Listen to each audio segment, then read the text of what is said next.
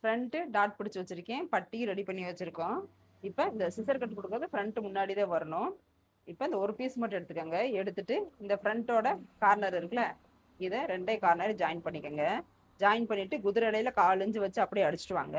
இப்போ நம்ம வந்து பட்டி எப்பவுமே பிசிறு வெளியே தெரியாத மாதிரி நம்ம அடிக்க போறோம். இந்த இந்த டாட் இருக்குல்ல, இதை அப்படியே உள்ள மடிச்சுக்கோங்க.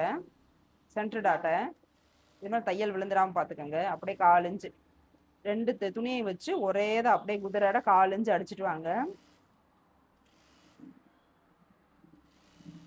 அடிச்சுட்டு வந்துட்டு இப்படி எடுத்து போட்டுக்கோங்க. இந்த ஷோல்டர் கிளாத் இருக்குல்ல, ஷோல்டர் கிளாத் அப்படியே ரொட்டேட் பண்ணி இந்த கார்னர் இருக்குல்ல, இந்த கார்னரு சென்டரா ஒன்றா பிடிச்சிக்கோங்க. அந்த பீஸ் எல்லாம் உள்ளே போயிடணும்.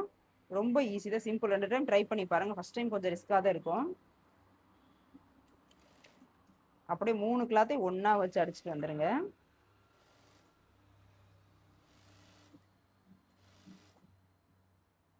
ஃபுல்லாக அப்படியே 3 கிளாத்தையும் ஒன்றா வச்சு அடிச்சுட்டு வந்துட்டு இப்போ உள்ளே இருக்க கிளாத்தை வெளியே அப்படியே எடுத்து விட்டுருங்க.